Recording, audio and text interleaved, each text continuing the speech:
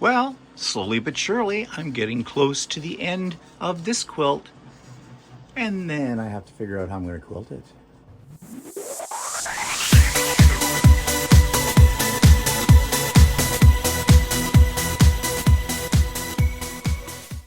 Good morning, everybody. It's Stephen here for the Idiot Quilter, and welcome to Monday Morning Coffee with me, Stephen, for July the 6th, 2026. It's episode number 461. So let's jump right into what I've been working on. Have some more coffee. I hope you've got your coffee, as we're starting the week off right. Okay, so let me show you. There's the Japanese quilt top. That is all finished now.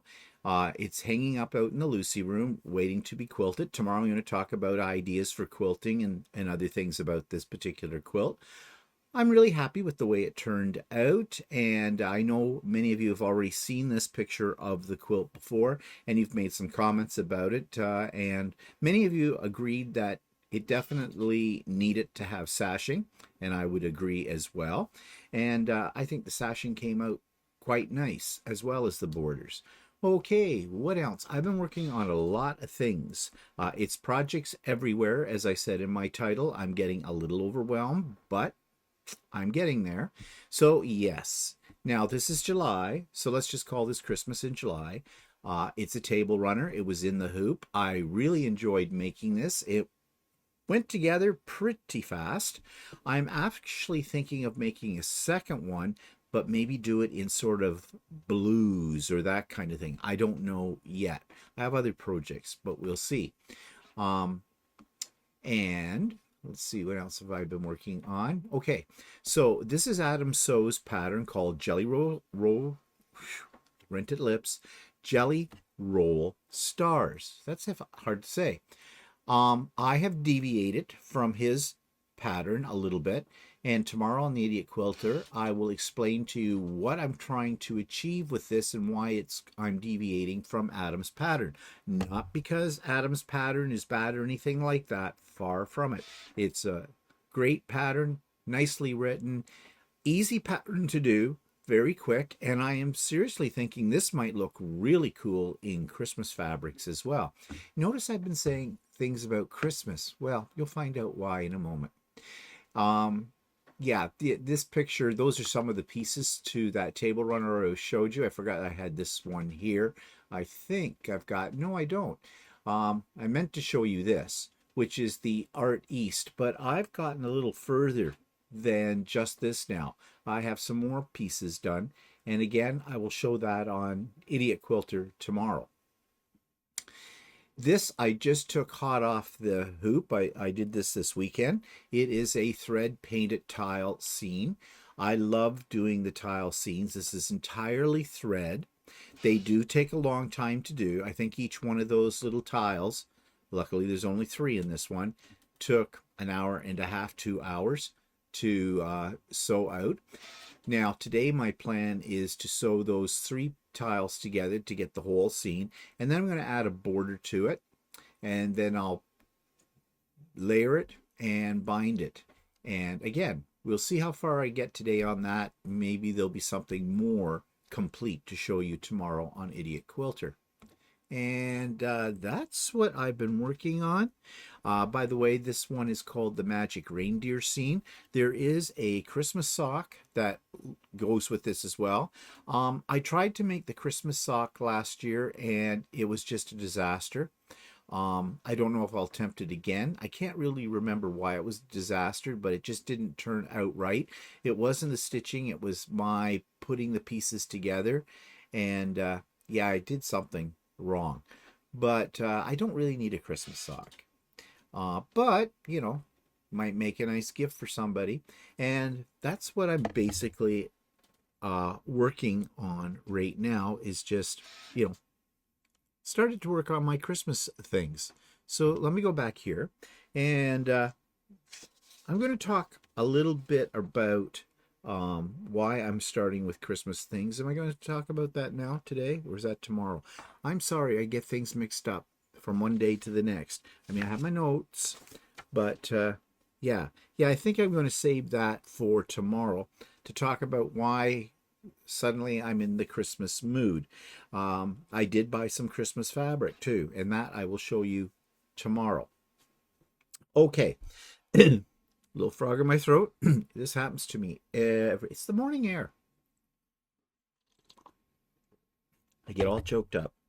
I didn't put in a really wonderful night last night. My legs again.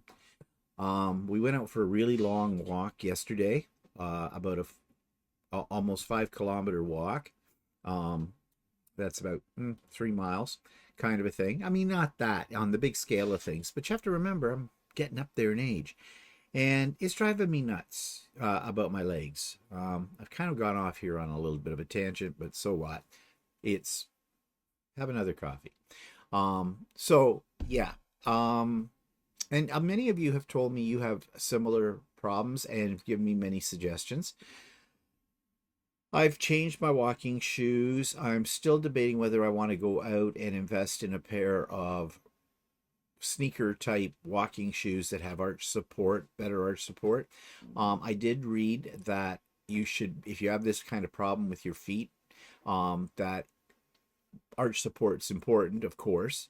And most of my shoes do have that.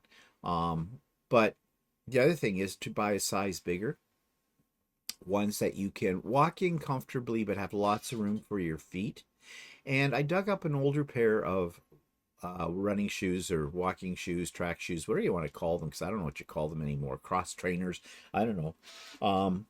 We just call them running shoes when I was a kid. But anyways, I dug up another pair I had in the closet, and yeah, they were a little bit more comfortable than the ones I was walking around in, but my little toe on my left foot was rubbing, and I don't like that. So I'm thinking, yeah, I should really go out, get myself, I don't want to spend hundreds of dollars, and you can very easily on running shoes. But you know, you don't want cheap, and I want to try them on. So maybe this week I'll get over to Sport Check or wherever and see what I can find, and I may try a one size bigger, or at least see if I can get a pair that are my size but wider. I don't have big feet. I only take a size 7, men's 7. And my feet are relatively narrow to start with too. So that might help with that problem. I don't know. I suspect that it's my back. I don't know. I threw my back out years ago and should have left it thrown out and got a new one. But you know, when you start playing around with your back, and doctors really don't have a cure for it. I have not heard of anybody who has had successful treatments to their back that have cured the problem. In fact, we have a friend right now this week. He has terrible back problems. He's very much overweight as well. Probably weighs a little over 300 pounds, and he's about my height, and I'm only 5'6", shrinking. So yeah, and of course the first thing that comes out of a doctor's mouth is stop drinking, stop smoking, stop eating. You know, you got to get down to like 50 pounds. Kind of a deal. Yeah, okay, easy for them to say, not easy to do. Especially when you get to a certain age, right? Most of you are in my age bracket, and you know what that means. There's no metabolism left in you. You look at a piece of pie or cake, and it's right there, instant 5 pounds, just looking at it. And I also have found that at this age, and I now understand my mother and my father so much better than I ever had before. They were always reaching for the sweets. My parents were not big people. My dad was a little hefty. He was my build. Basically, I've become my father. I look like my father too. Ask Walter. He calls me Mini Lyle. My dad's name was Lyle. But anyways, yeah. And I've been trying to lose weight. You know, this walking thing I do every morning, and that it's not really working. It's not hurting. And you know, it keeps you going too. You don't want your muscles to atrophy or anything like that. I suspect that it's being down here. And every day I'm up and down. I'm up and down the stairs. Um, and which I don't think is a bad thing. Again, you're moving. And yeah, but the floor is very hard down here. It is carpeted, but it's a basement, so underneath that carpeting is concrete. I do have a pair of arch support type slippers, and I'm trying to remember to, when I come down here, I put them on. And they do help. They do help. I'm not sure, I can't remember. I bought these slippers a long time ago. I checked them out the other day because I was thinking about buying something. My brother-in-law suggested what he called house shoes with good arch support. Um, Basically, I think he means like a slipper, but maybe a more substantial slipper. I looked on Amazon and yeah, there's stuff there, and they run, 20 some dollars up to $200. I don't think I want to spend $200 on a pair of slippers.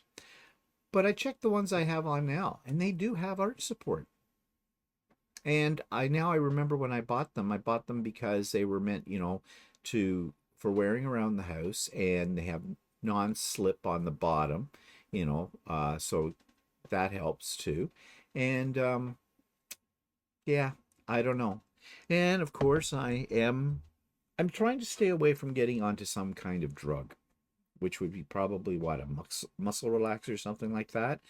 That's why I've gone the route of the more natural kind of things, like the CBD gummies, the edibles. I just ordered a new pack that has more CBD in it. It also has a little bit more THC, which is the part of marijuana that gets you high. And I don't want to be high. And so, but it doesn't have much more than what's in the ones I'm taking now. But last night I took one. I'm rambling, I know. I took one last night. I've been taking them every night. They're delicious. They really are. Really the companies that make these should get out of the marijuana and just go into candy, because their gummies are really good. Um but you only eat one. At least I only eat one. I did try two one night, and I don't think it made any difference. So, anyways, I've ordered ones that are a little stronger in CBD.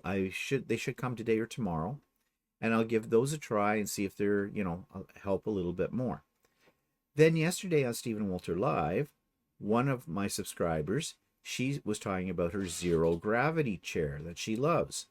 And to be honest, I don't know what a zero gravity chair is. Now, our bed is one of those beds you push the remote control and it bends you, folds you, spindles you, mutilates you in every which way, plus it vibrates. Um, it has a button on it that says zero gravity. And from what I understand, and a couple of you reached out to me after yesterday's live to say what zero gravity is. I could look it up, but thank you. Basically, it puts your body in a position where your feet are elevated a little bit, and it helps with circulation or something.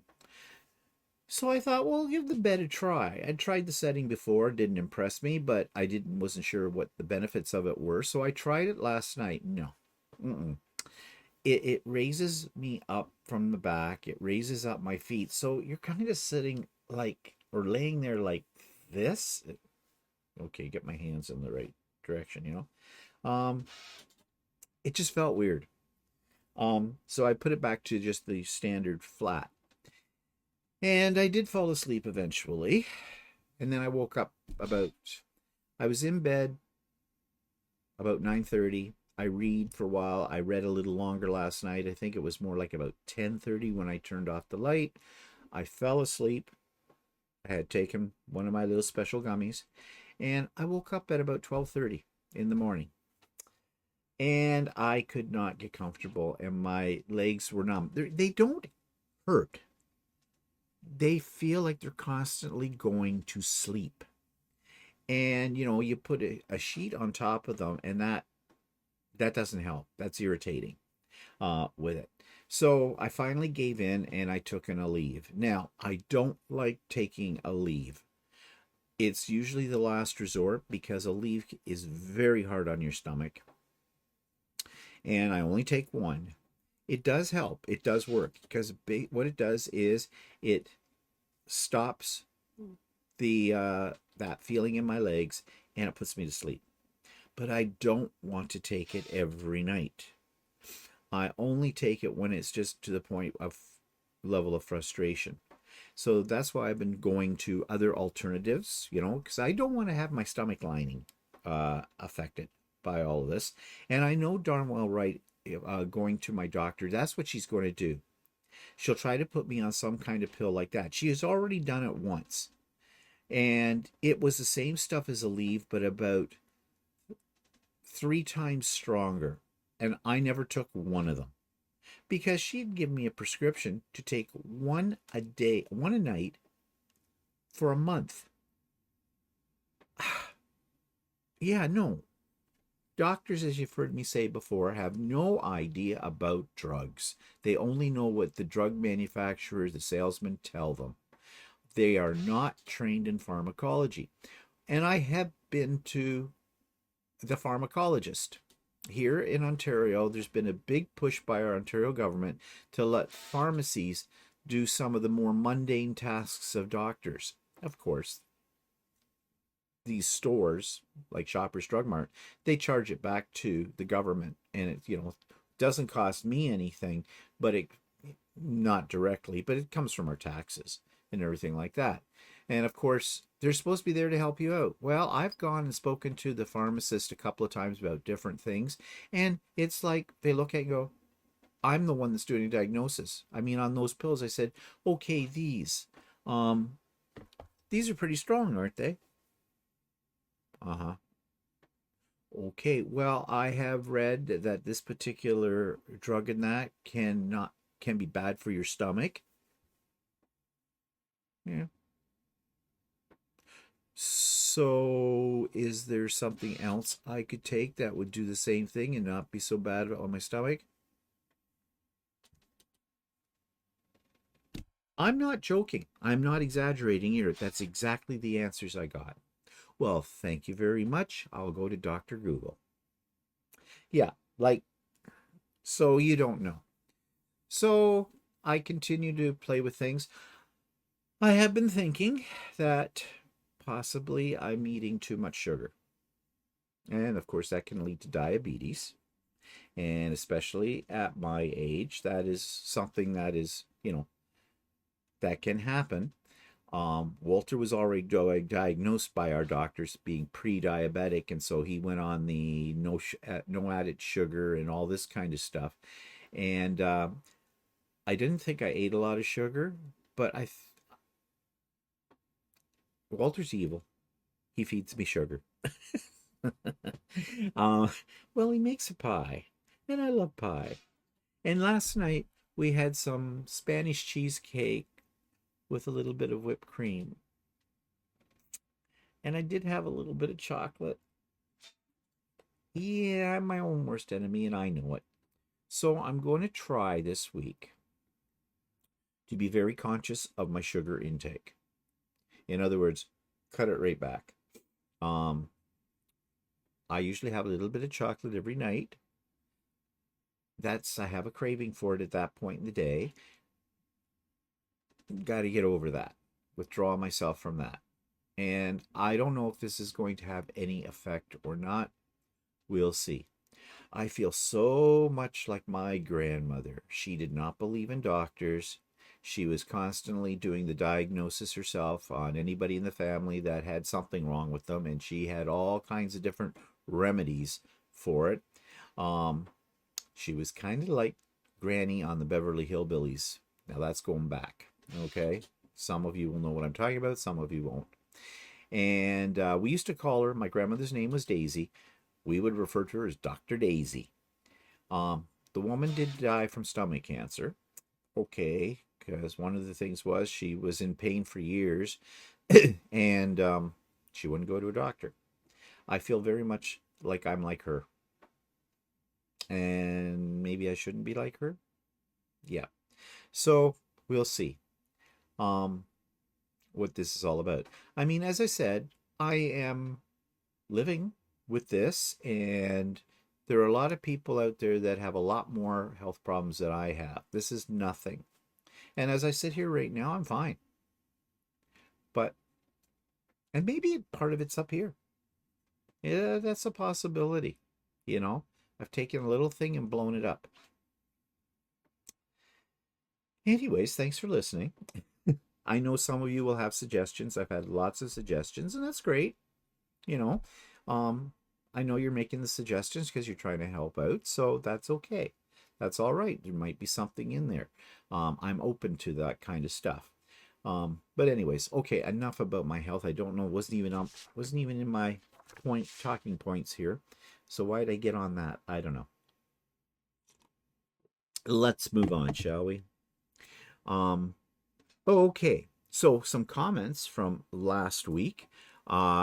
Rachel says, I like sassy Mr. Walter. When I asked AI something on my phone, it started by telling me that AI was sometimes incorrect and inaccurate. At least it tells you so. Yes, that's important because we've been doing some stuff on So Chatty with AI lately. And I hope we didn't make you think that we believe everything that comes from AI is the absolute truth. It is not. AI, although it sounds very intelligent, as you know if you saw So Chatty from Friday, it's just a machine. All it's doing is scrubbing the internet. You know, it's going out there, it's doing a rapid search faster than we can as humans, and it's putting all that information together from whatever source and presenting it to you as if this is fact. It is not.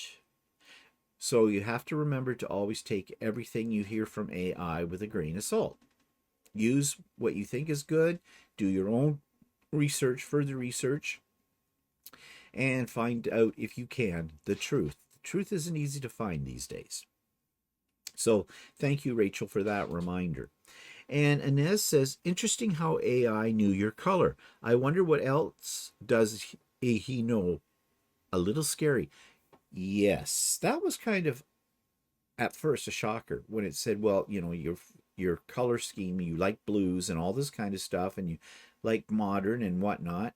But basically, it's not that smart. All it's doing is it's looking at my past searches and things I've bought and stuff like that, and it's taking that information and creating a profile. Now, the scary part is it's creating a profile of me, and we're all of our stuff on the internet, everything we do is tracked by algorithms, you know, the computer language and that, and being stored somewhere for access by the AI later for whatever purpose. And I think this is what has people really upset, the whole privacy thing. um I'm not that worried about it because they already have it. And the only way you can get around it is to be born today and never touch a computer for your whole life. Because every machine we come into contact with, whether it's on a computer or it's when you go shopping and you're checking something out, you know, at the self-checking or even at the human manned checkout lines, it's collecting data. And every little piece of your life is basically reduced to some form of data. And all it takes is somebody or something to start putting those little pieces of data together to create a profile about you. You don't believe me? Go onto your computer, go into Google. Watch what comes up in your feeds on the sidebars. It'll be stuff it thinks you might be interested in based on your past uh, buying habits. It's the same in Amazon, the same wherever you go. So we can bitch and complain about it, and rightly so. We should be putting more pressure on our governments to, you know, protect our privacy. But of course, the government, they like to have access to this information too. But yeah, it is a way of life, you know. We just have to accept it. That's there. But we don't have to accept everything that comes back to us from all of this as the ultimate truth either. So, yeah, I'm on a preachy mood today, aren't I? I am. Might be the combination of not sleeping well last night and the coffee.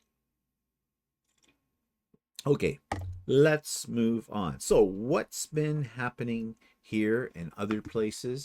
Uh, well, in Canada, anyways, because that's what I'm more interested in. Let me just get something up here on my screen. Just bear with me for one moment as I flip this around. Ah, yes, here we go. Okay, so headlines for this week. Let me just see here.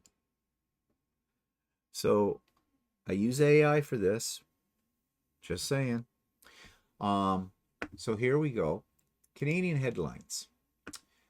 I really don't care about the World Cup, so we're not going to talk about that. I really don't care about the Raptors, our basketball team in Toronto. I don't really care about that. And I really don't care about hockey. So we're going to skip the sports section. Sorry.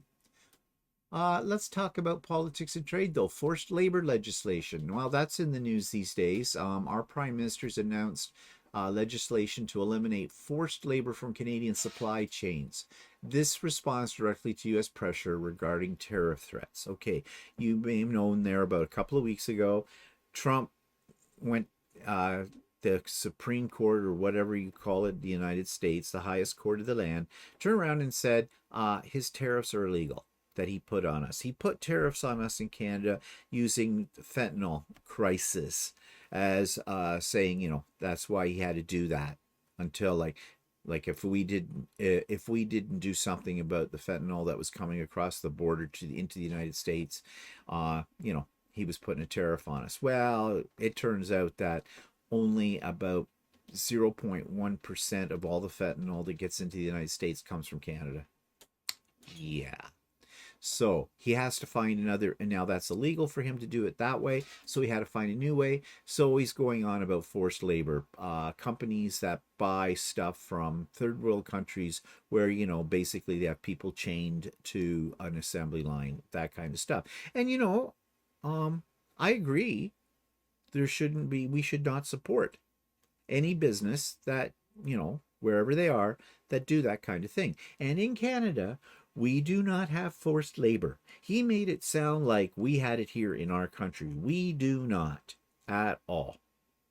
However, that doesn't mean that some of our businesses, to their knowledge or not to their knowledge, buy from companies that do that across, like, overseas. And let's face it, he's talking about China, because he's got a hate on for the Chinese as well. So our prime minister, he's announcing he's putting forth some laws that would penalize companies that, or make it illegal for companies when they're sourcing their products to get them from companies that use forced labor. Okay, rightly so. But you know why he's doing this now? I mean, I would say that most legitimate businesses in Canada ethically source their products. I would like to think they do, anyways. I don't know whether I'm right about that. But he's doing this just to appease Trump for a while. Because, at the time that he was doing this, we were about to have the Kuzma talks. Well, of course, we're not having those anymore, are we? Because Trump says no. So fine, we're not having them. Carney's just biding his time because he's not going to negotiate what Trump wants to negotiate. And Trump basically wants our natural resources, all of them. And he wants, us to be the 51st state and everything like that. So yeah, good for Carney. Telecom crackdown. The CRT, which is the government body that regulates our, radio, internet, telephone, television, all that kind of stuff, has launched a formal inquiry ordering Rogers, Bell, and TELUS to justify contentious user fees or face federal fines. Okay, on the one hand, this seems really good because in Canada, our biggest problem is, when it comes to telecommunications, is we do not have any competition. Those are the three big companies. And actually, they listed TELUS.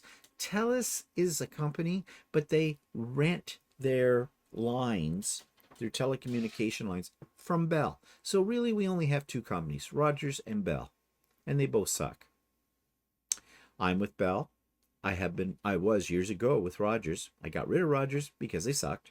And I'm with Bell. Bell sucks less, but it sucks. And yeah, they're constantly dinging us for, like, Americans that come here and they get, like, for example, a mobile phone or whatever. They're astounded by how much we pay for our mobile telephone service. It's astronomical for that. Um, so yeah, I think this is a good idea. However, it sounds good. But this government body too is lobbied by these two big companies as well. So yeah, this is more or less a smokescreen to make Canadians think that they're being protected. And we're not. And besides, they may crack down on one area here, but those companies will figure out a way around that and do something else. It's just an endless, horrible, vicious circle. And then we have energy partnerships. Federal government advanced the West Coast pipeline project along the Pathways Project Carbon Capture Initiative and a cooperative economic push with Alberta and British Columbia. Blah, blah, blah, blah, blah, blah, blah, blah. I mean, there's fighting going on between Alberta and British Columbia over pipelines and where they're going. And there we are again. There are two things in the world that cause problems in the world, cause wars: religion and oil. And if we got rid of both of those things, we'd have world peace, in my opinion. Okay? But nevertheless, that's what we're dealing with these days. Okay, so now here closer to home that affect us more, Canada Post. Oh my God, as one of my subscribers calls it, Canada Post and Park or something like that, because it's snail mail, and for sure that describes it very well. Also, it's as expensive as hell to mail anything in this country or to mail anything outside of this country. This is why I had to stop my monthly prize boxes that I was, once a month I would have a draw with the people on that came into the chat on Stephen and Walter Live, and I'd send them a box of goodies. Well, I can't afford it anywhere. I can't afford to send it in my own country. I can't afford to send it to the States. It is just too much money. And Canada Post, yeah, they've been fighting. For the last couple of years, the employees want this, that, and the other thing. Canada Post is losing money like a boat with no bottom loses, is sinking. They're sinking. And so, yeah, I get it. Workers, the labor force for Canada Post, the union, of course they want the best deal for their workers, and the workers deserve, like any other company, they deserve to get a fair pay. And with the way inflation goes, they need that money. But yet they also need to be realistic. And I mean not so much the workers as their union, because you can't get blood from a stone. So Canada Post is already in the hole, and the government isn't bailing them out. Canada Post used to be a government agency, a federal government agency. It is now a crown corporation, they call it. So basically, it's a corporation that's not supposed to make money, but is not supposed to go in the hole. It's a service. Well, they're not doing a really good job on that. So stay tuned. Agricultural shifts. Statistics Canada reported that Canadian producers hit a historic milestone.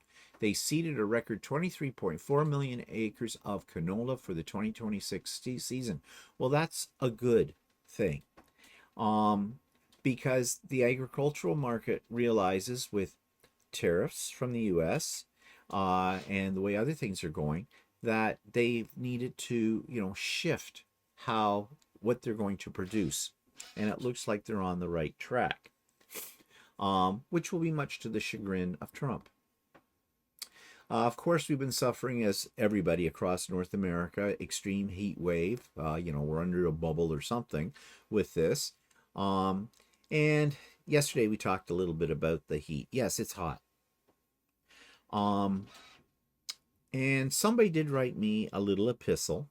I have one subscriber who loves to write epistles all the time to, you know, make sure I'm well educated about stuff. I guess I wasn't very clear when I was talking about the heat warnings, check on older people and that. And I was informed that older people living in apartment buildings and that they keep their doors and their windows shut tight because they're afraid of being, robbed or anything like that. Um, and apartment buildings get really hot, especially ones without air conditioning. Oh yes, I agree with that totally. I mean, I didn't speak to that issue in that way, but yes, I get it. um and I was certainly not saying that we shouldn't have seniors. I'm a senior, for God's sakes. Uppermost in our mind when these things happen, check on your neighbors, things like that. Yes, of course. But the point I was trying to make was the media. I don't think I was clear about this. The weather media. Every time the weather changes, they turn around and make it sound like it's the end of the world. How many times have we heard that a snowstorm is going to be the storm of the century? Right now, we've got the heat wave of the century. We're burning up like we're living on the face of Venus or something like that. Yes, it's hot. Yes, we need to take precautions. Yes, we need to check on the more vulnerable in our society. Yes, we need to do all of that. But we have heat. And if this is part of global warming or not, I don't know. I'm not getting into that discussion because that could become a very heated, I had to do that, discussion. But I remember as a kid, as I said yesterday, we had hot summers. It was hot. And I just saw a statistic that said that basically since 1974, on average, we have risen 1.75 degrees in heat. Now, that's probably part of the greenhouse effect, all of that. But yes, and 1 degree has an effect. It can start melting our ice cap and all that kind of stuff. Yes, that's all there. And I believe the science says that that's true. But they also said that this kind of cycle of really hot weather, like we're experiencing right now, is like a 7 or 8 to 10 year cycle. So we can expect to have this again in another possibly 8 years' time. Well, if it's a cycle, it happens all the time. And it's been happening probably for many, many millennium as well. So who's to know? But the media gets us all upset, as they do about everything. So, yeah. Also, we're very much acclimatized, everybody is, to air conditioning. When I was a kid, we didn't have air conditioning. I mean, it existed in stores, but we didn't have it. I didn't grow up in a house with air conditioning. I also didn't grow up riding in a car with air conditioning. Right now, everywhere you go, it's air conditioned. Our houses, the shopping, where we go shopping, our cars, everything. So when we move out of an air conditioned environment and move into real heat, it probably feels worse to us because we're not used to it. So, I mean, it's heat. It's going to go away. If you live where I live, anyways, in Canada, we know this heat will be temporary because in about a month's time, we'll all be sitting around here in Canada bitching about the cold because that's what we like to do. When it's cold, we bitch about the cold and can't wait for the heat. When it's hot, we bitch about the heat and can't wait till it's cold. You can't please us. And of course, the weather disrupted our Canada Day celebrations in Ottawa. We had torrential rains. There was a little bit of localized flooding and all that kind of stuff, and it washed out everything because it's an open air kind of thing on Parliament Hill. And that was sad because there were some really great acts that were performing that evening, and of course, it all got canceled. But You know what they say, shit happens. And so there it is. And we're having a little problem with the rain as well here in our house. We're having a little flood. Well, it's not a flood, it's just a trickle. But our eave troughs need to be cleaned out, and they are going to be cleaned out this week. We have a guy coming. He's going to clean out the eave troughs. But Walter has a theory that we need another additional downspout as well. So he's going to ask the guy about that. And now Walter's starting to think about, well, we probably could use new eave troughs. Ooh, okay, you're talking 10,000 plus for that.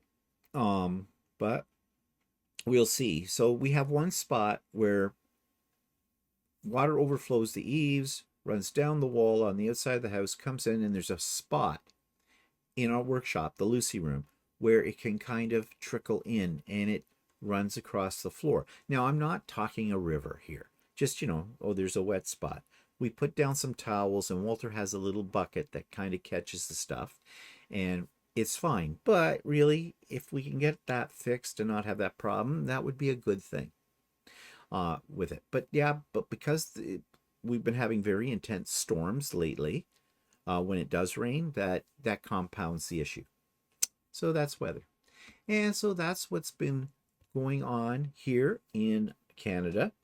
Here at home, well, we had our fence post repaired. The postman cometh, yes, and did a really nice job. We had our fence on two sides where the posts were leaning in one spot, just one post on each side. So we need to have it fixed. Walter looked at it and went, yeah, we need somebody who knows what they're doing. He found somebody that knows what they're doing. They're a company that all they do is this, strictly just posts. And this guy was here no more than half an hour, and he had both posts fixed. Strongest parts of our fence now are what he did. He put in this special bracket, filled it with cement and the whole bit, did a really nice job. Looks good. It was well worth the $500 it cost us to have the two posts done. Yeah, these things aren't cheap, but that's one thing off our mind. And now with getting the eave troughs cleaned out this week, another thing is off our mind. And then, well, Walter says he's got to get on with taking off the panels on our enclosed area under our deck, which is where the hot tub is, so the hot tub can come out and go bye-bye, because we're getting rid of it.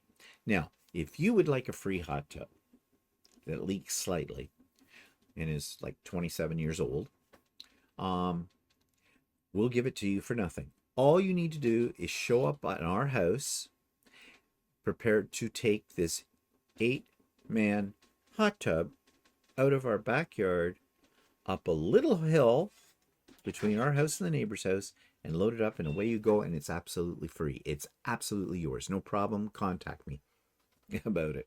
Yeah, I'm not holding my breath on that one, right? So we've got a couple of leads of where we can find someone who will actually do that, take it out. We can't take it out ourselves. And then once that is gone, and this will probably cost us, who knows how much this is going to cost us to get that removed. Everything costs. Yeah.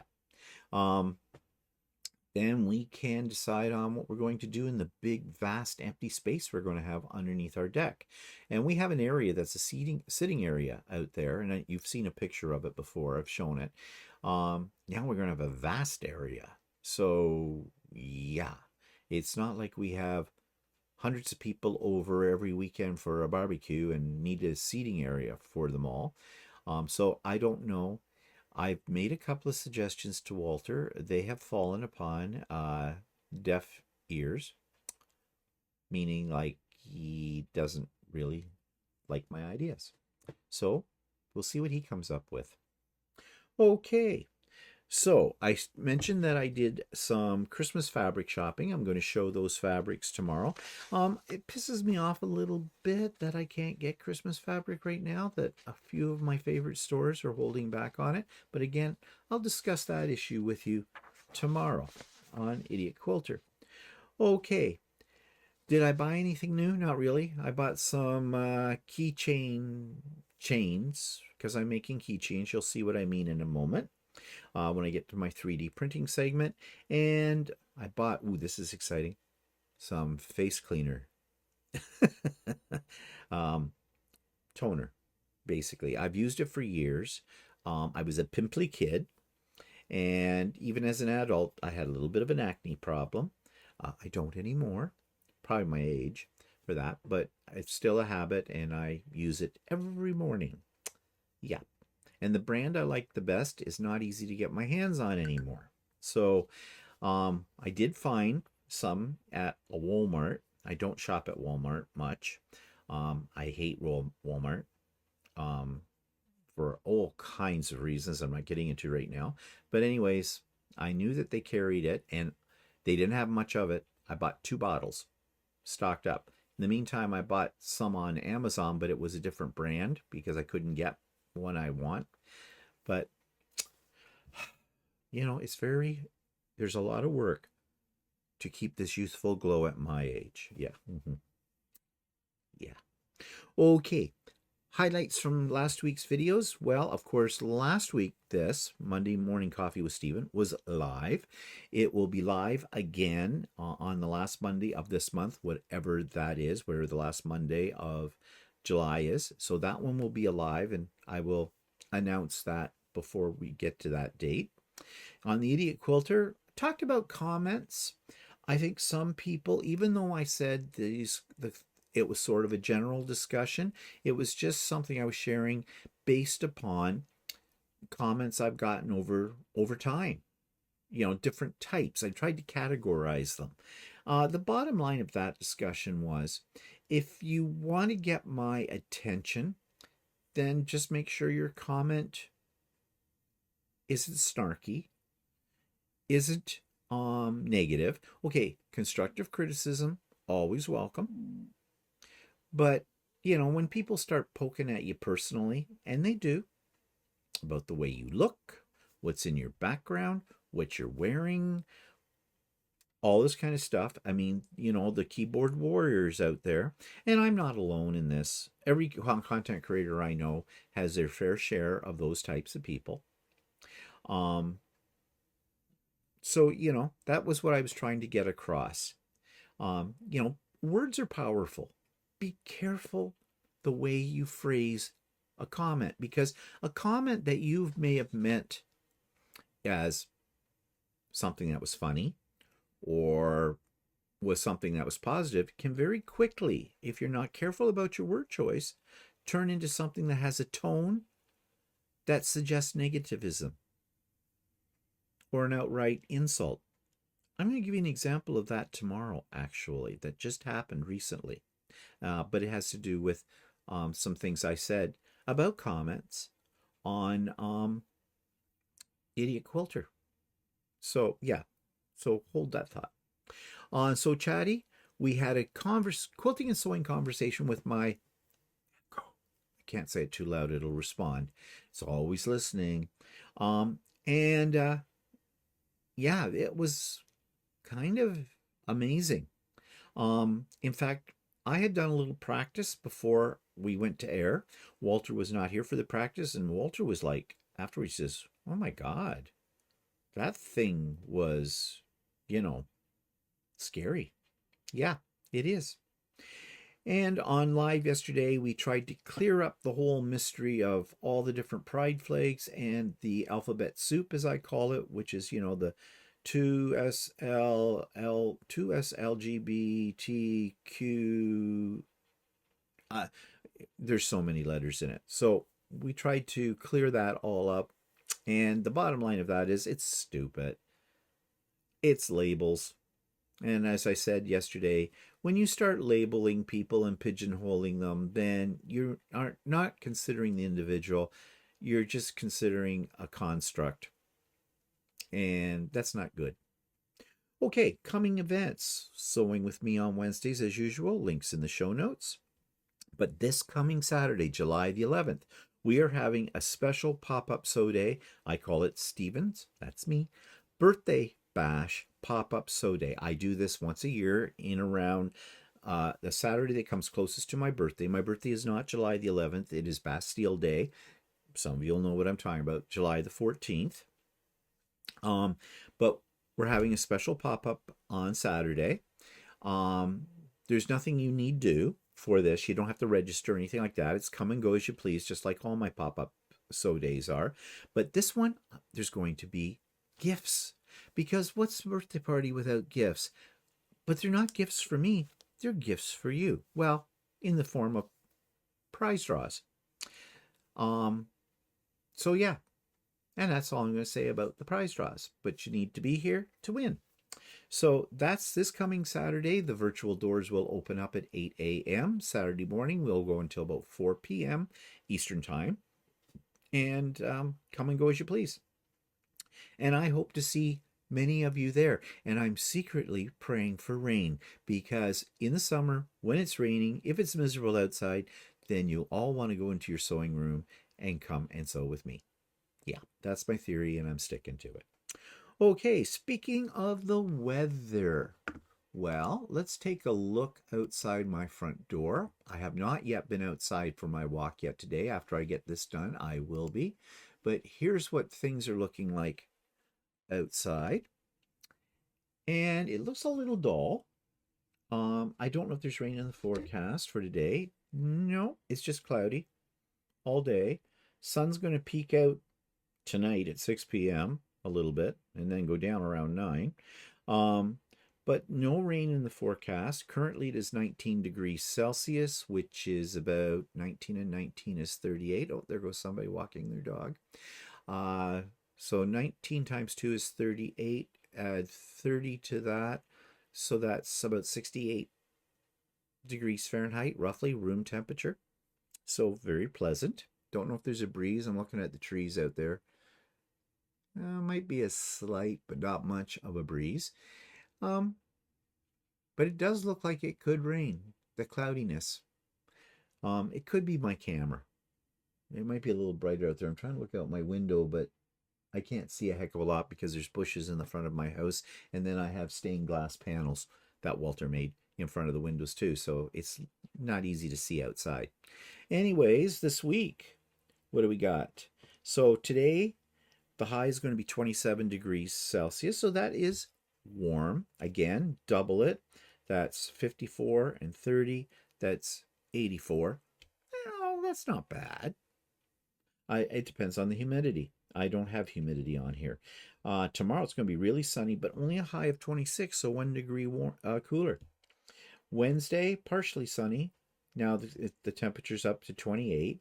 And Thursday, we're supposed to get rain, 65% chance, 28 high. Friday, 70% chance, rain. 27 degrees is the high. But Saturday, pop-up sew day, sunny, high of 28. No rain in that forecast, nor in Sunday. So yeah, so it looks like the average temperature this week's going to be about 27 degrees Celsius. That's comfortable. It's summer. And depending on the humidity, it could be very pleasant. Yeah. And not any rain until later in the week in the forecast. So all in all, looks like it might be good. Okay, so let's see, what's that take me to? Oh, what's growing? Yeah, patio stuff and the grow light stuff. All right, with all the rain we've had and the heat, it's really working out nice for our plants out on the deck. But first, indoors. Walter has taken most of the indoor stuff outdoors, and they're thriving out there because they weren't doing very well for some reason. All our tomato plants that were looking kind of decrepit. He's taken them outdoors, and they're perking right up. Problem is, we don't want to bring them back in at the end of the season. We've done that before, and it brought in bugs. And even now, you can see on these little yellow sticky things, all the little black marks, those are the little gnats. They come from the soil. And it doesn't matter. We buy bags of soil, and it's supposed to have been sterilized or something like that to eliminate bug problem. It does not. I mean, it's not terrible. The little sticky things do a really good job that are in there. But nevertheless, a few of them escape. They like the bathtub down here in the downstairs bathroom. I go in there every morning, and I usually have to clean them up. They're dead. They're in the tub. Don't know why. Maybe because they think that's a water source. Not that we ever use that bathtub, because we don't. But that's where they like to kill themselves.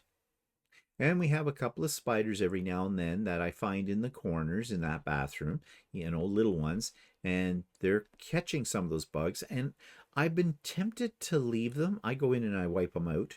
You know, they get a burial at sea. Uh, flush. Um, but I have been tempted to go like they're house spiders. And if they're eating these little stupid little bugs and capturing them, that's not a bad thing. But, they get bigger and nobody wants to walk into a bathroom and, close the door and there behind the door is this thing, So no, I will continue to wipe them out. Sorry, spiders. And I do feel sorry about it. I really do. Because I think they do a lot of good. But they're creepy. Ooh. Yeah. Anyways, what you're looking at here is a pepper plant. And as you can see, there are flowers and there are some little tiny peppers coming on it. So this one, I think the plan is to leave this indoors. This will become our winter crop of peppers. And I think Walter's got some more growing here. He's got a bean plant. This one's an experimental. We put some bean plants outside and they're doing very nicely. We didn't grow any beans, and I'm talking wax beans, okay? Green beans, yellow beans. Um, we didn't try those last year. That's an experimental crop in the pots outside, but this is also experimental. See how this will do. There, you got a close-up of some of the death and carnage on these little sticky things. And these, I think, are pepper plants. Yeah, and look, there's a little pepper coming there. So again, we're getting our winter crop in. He did leave some of the tomato plants in here, as you can see over the side, and we're getting some tomatoes on it. So again, the best things we have found that grow under the grow lights are the peppers, the little cherry tomatoes, and a form of lettuce. Um, but I'm not sure if he has plans to put in lettuce. We didn't put it outside this year because it will just sit there dormant until you get a little bit cooler weather, then bang, you have like salad coming out of your ears. Um, so I think he's trying to, he'll seed the other grow lights. And I didn't take pictures of the other grow lights because there's nothing there. They're empty at the moment. So that may be where the new crop of lettuce will go. Okay, here's outdoors. And I love this. I think it looks so nice. I love to sit out there in, when you don't need to fry an egg on your deck because of the heat. I love to sit out there and see all this lushness. These are our strawberries, and we've had a few off it already. We don't get many. We knew that. Maybe better next year. But these are those everberries.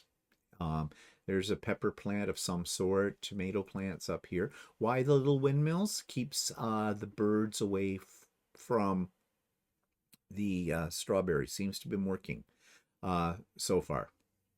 Because these are shiny, they reflect light when they spin, and the birds apparently don't like that. Now down our row here, so you see we've got quite a few plants. Peppers are doing very nicely. This is what I call the pepper tree. This is the one we've had for a long time under the lights inside the house. This was one of the plants Walter brought in from outdoors a year ago before we figured out that it was bringing in bugs. And I don't know if it's going to come back in or not. If we can figure out a way to, and I've had a few suggestions from some subscribers about this, to eliminate any kind of bugs and bring this one back in and see if it'll survive. Because it's a tree. If you saw the stalk on this, you can't see it right now with the leaves. It is thick. And we're getting green peppers on it again. So yeah. And there's more of those peppers all growing over here. Here's a little close-up of it, as I said. And since I took this picture, in just about 2 days, there's a one down here. It's gotten quite a size. I'll leave them on here until they get a little bigger. Some of them might turn, if I leave them long enough, to red peppers. I don't know. But, leave them on the vine here, so to speak, until we need one. Pick it and use it and let the other ones carry on. These are our cucumber plants, and they're doing really well. And we're enticing them to climb up the side of the privacy lattice. They did that last year and that worked out really well. So we'll see what we get from this. I'm hoping I get enough that I can maybe make some form of pickles from them. They're not technically pickling cucumbers, but I think you can make pickles out of any kind of cucumber. I probably wouldn't get enough of them at a size, to make like dill pickles or something like that. But I may make some of the bigger ones before they get too big. Slice them and make, what they call bread and butter pickles or something like that. I don't know. I got to figure that out. But there's lots of flowers on it, as you can see in here. And where there's flowers, there will be cucumbers. And then here's some more. The basil is doing really well. Walter's giving it partial shade underneath this bench, built-in bench. Last year they had full exposure to the sun and it kind of burnt them up. The tomatoes seem to love it though, right there. And these are the beans in this pot here. How come I got this coming up here? We already saw that. Yeah, okay. I must have had a second picture. But anyways, yeah. So the garden's looking really nice. And as I said, I like to sit out there in the summer. When these get, another couple of weeks, they'll be massive. And it's just really nice. I would rather see this than flowers. Although we have a couple of flower pots here, as you know, like Walter bought a couple of these, whatever they are. And yeah, that's nice too. But I love this because you can eat them. Yeah, I'm all about the food. Okay, so that's how things are growing here. So let's turn our attention. I have pictures of what I've been making on the 3D printer. Let me find the picture here for you. Here we go. Well, what are all these? Well, these are keychains of cartoon characters. Sylvester Cat, Tweety Bird, the Roadrunner, and Wile E. Coyote's in there somewhere. Yeah, there he is peeking out of that one. And then I'm making these little containers for them. And these are in steampunk mode. I have got a great big huge one that took 19 hours to print. It just finished printing. I will show it to you next week. I love steampunk and I found this design. So I shrunk it down to this size. And these are going with us on the 18th, which is a sew day with Walter's people. And you know how I like to take them all something. So I'm taking them each. I'm going to put these in a little plastic bag, maybe put a bow on it, and give them each one of these little containers with these keychains. And they can do what they want with the keychains. And these little containers, well, they can hold pencils or some sewing equipment or put in your like wonder clips or something like that, whatever with it. I just like to take them something. And I've taken this picture. I notice I've got a few little strands here of plastic I have to take off there. So yeah. So here's a close-up of what these little keychains look like. They're a little rough because they were so small. So that's why. But if I go over them with my little blowtorch, that will get rid of some of those. I'll have to do that. There's the Wile E. Coyote ones. Now, this strange thing. So, my sister sends me an email, want to know, she had the file for this, or where to get the file. It's a part for a weed whacker underneath. I guess on their weed whacker, this part broke, and want to know if I could make a replacement one. So, yes, I could, and apparently it's working out really well. I printed this in a filament I have, several boxes of it, but I've never used it because I've been afraid to use it. This is called PLA-CF.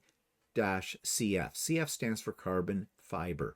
This is a very strong filament. It does have carbon in it, carbon fiber.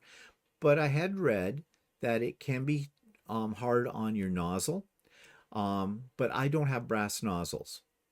I have hardened steel, and so that's a little better.